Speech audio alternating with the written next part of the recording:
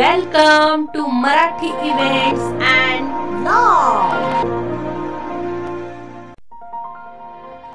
नमस्कार मंडळी, स्वागत आहे तुमचं नवीन व्हिडिओमध्ये. आज आपण निघालेलो आहोत सोमनाथांच्या दर्शनासाठी. सोमनाथला आपण कसे येऊ शकतो आणि इथे राहण्याची खाण्याची काय व्यवस्था आहे, त्याचबरोबर या ठिकाणी आल्यानंतर आपण कुठे कुठे फिरू शकतो, हे सगळं आपण या व्हिडिओच्या माध्यमातून जाणून घेणार आहोत. त्यामुळे व्हिडिओ शेवटपर्यंत नक्की पहा. सोमनाथला येण्यासाठी भारतातील मुख्य शहरांमधून रेल्वे आहेत. सोमनाथच्या जवळील वेरावल रेल्वे स्टेशन आहे आणि येथून मंदिर अगदी 7 किलोमीटर अंतरावरती आहे. सोमनाथ मध्ये आल्यानंतर येथील भक्त निवास मध्ये आपण राहू शकतो. या ठिकाणी डॉर्मेट्री मध्ये प्रत्येकी 90 रुपये प्रति व्यक्ती चार्ज आकारला जातो आणि त्याचबरोबर तुम्ही कुटुंबासोबत येत असाल तर या ठिकाणी रूम्स देखील अवेलेबल आहेत. त्याप्रमाणे त्याचे चार्जेस देखील आकारले जातात. अगदी 400 रुपयांपासून ते 1200 रुपयांपर्यंत या ठिकाणी रूम मिळून जातात. चला तर मग संध्याकाळच्या वेळी सोमनाथांचे मंदिर हे रोषणाईने उजळून गेलेले आपल्याला पाहायला मिळते. अतिशय सुंदर आणि भव्य दिव्य असे हे सोमनाथांचे मंदिर आहे. सोमनाथ जे 12 ज्योतिर्लिंगांपैकी पहिले पवित्र असे ज्योतिर्लिंग आहे, जे गुजरात मध्ये आहे. सोमनाथांचे हे मंदिर भगवान शिवशंकरांना समर्पित आहे. या मंदिराला जवळपास 17 वेळेस लुटल्या गेले होते आणि 6 वेळेस तोडल्या गेले होते. त्यामुळे सध्याचे हे सोमनाथ मंदिर Z+ सिक्युरिटी मध्ये येते. सोमनाथ मंदिरामध्ये जे पुरातन काळातील शिवलिंग होते ते मोहम्मद गजनबी आपल्यासोबत घेऊन गेला होता. त्यामुळे आत्ताचे जे शिवलिंग आहे ते त्याच शिवलिंगाच्या जागी स्थापन केलेले आहे.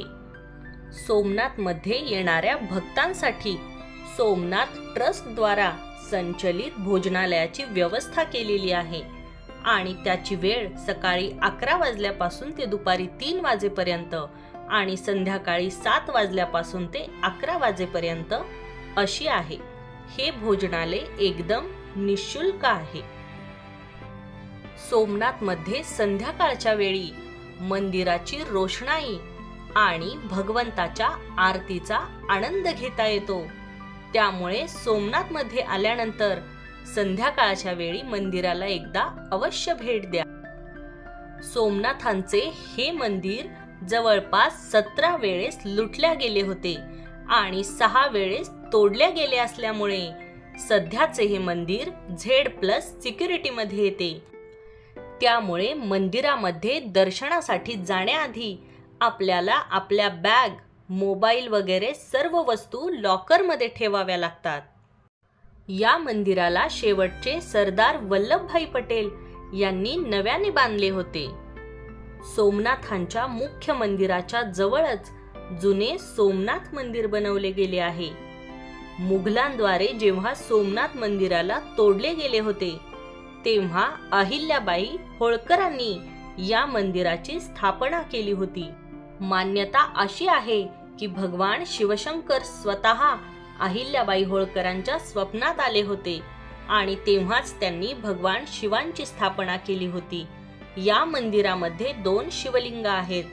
एक मंदिराच्या वरती जे अहिल्याबाईंच्या नावाने ओळखले जाते आणि त्याच्या खाली जे शिवलिंग आहे ते स्वयंभू आहे.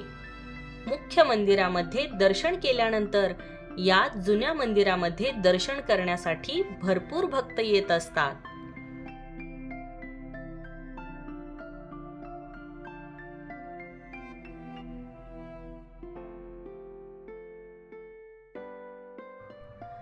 सोमनाथांचे दर्शन घेतल्यानंतर या ठिकाणी आपण कोणती ठिकाणे पाहू शकतो हे आता आपण या व्हिडिओच्या माध्यमातून जाणून घेऊयात.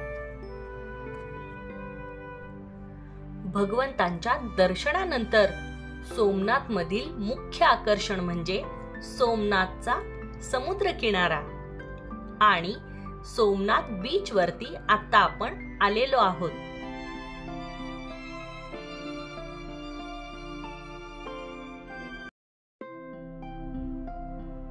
या ठिकाणी आपल्याला हनुमंतांची मोठी मूर्ती पाहायला मिळते.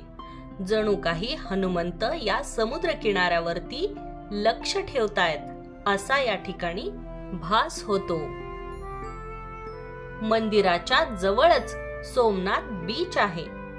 या बीच वरती आपण हॉर्स रायडिंग, कॅमल रायडिंग पण करू शकतो. बीच वरती येण्यासाठी प्रत्येकी 5 रुपये एंट्री फी घेतली जाते. बीच वरती संध्याकाळी खूप छान वाटते. संध्याकाळची वेळ झाली की सगळे टुरिस्ट या ठिकाणी गर्दी करतात, कारण सोमनाथ बीच वरचा सुंदर असा गोल्डन सनसेट पाहता यावा. संध्याकाळी 7 नंतर या ठिकाणी एंट्री बंद होते. आता आपण आलेलो आहोत त्रिवेणी संगम स्थानावरती. या ठिकाणी 3 नद्यांचा संगम झालेला आपल्याला पाहायला मिळतो. मुख्य मंदिरापासून ही जागा 1 किलोमीटर अंतरावरती आहे. या ठिकाणी हिरण, कपिला आणि सरस्वती नदीचा संगम पाहायला मिळतो. तो संगम पाहण्यासाठी बोटीतून जावे लागते आणि प्रति व्यक्ती 30 रुपये चार्ज या ठिकाणी बोटीसाठी आकारला जातो. आता आपण आलेलो आहोत बाणगंगा या ठिकाणावरती. हे स्थान सोमनाथ मंदिरापासून 4 किलोमीटर अंतरावरती आहे आणि स्वतः समुद्र या जागेवरती शिवलिंगावर जलाभिषेक करताना आपल्याला पाहायला मिळते. इथे 3 शिवलिंग आहेत. द्वारिकेवरून आल्यानंतर भगवान श्रीकृष्ण याच ठिकाणी थांबले होते आणि इथेच बहिल्या नावाच्या शिकाऱ्याने भगवंतांना बाण मारला होता. ही तीच पवित्र जागा आहे. त्यामुळे या ठिकाणाला नक्की भेट द्या.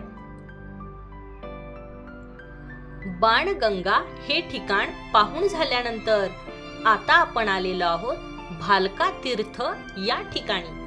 सोमनाथ मंदिरापासून अगदी 5 किलोमीटर अंतरावरती हे पवित्र भालका तीर्थस्थान आहे. इथेच श्रीकृष्ण भगवंतांना बाण लागला होता. बहिल्याजींनी बाणगंगापासून श्रीकृष्णाच्या दिशेने बाण सोडला होता. मंदिरामध्ये एक पिंपळाचे वृक्ष आपल्याला पाहायला मिळते, जे 5000 वर्ष जुने आहे आणि इथेच भगवंत बसलेले होते. बहिल्याजींनी हरिण समजून श्रीकृष्णालाच बाण मारला होता.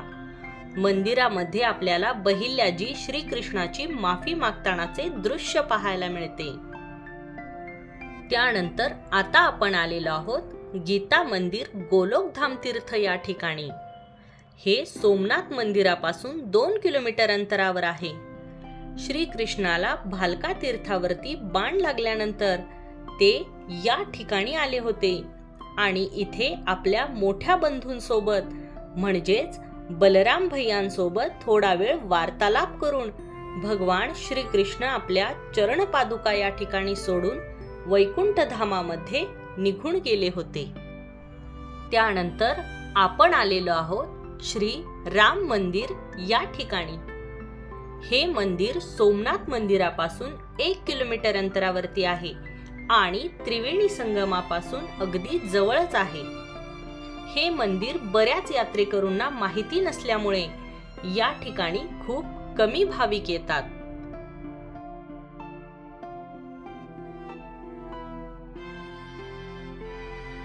त्याचबरोबर त्रिवेणी संगमापासून अगदी 5 मिनिटाच्या अंतरावरती आहे ते हे सूर्य मंदिर. तर मंडळी, सोमनाथ भगवंतांच्या दर्शनासोबतच या ठिकाणी आल्यानंतर कुठे कुठे आपण फिरू शकतो हे या व्हिडिओच्या माध्यमातून आपण जाणून घेतलेलं आहे. तेव्हा तुम्हा सर्वांना हा व्हिडिओ कसा वाटला हे कमेंट करून नक्की सांगा. धन्यवाद.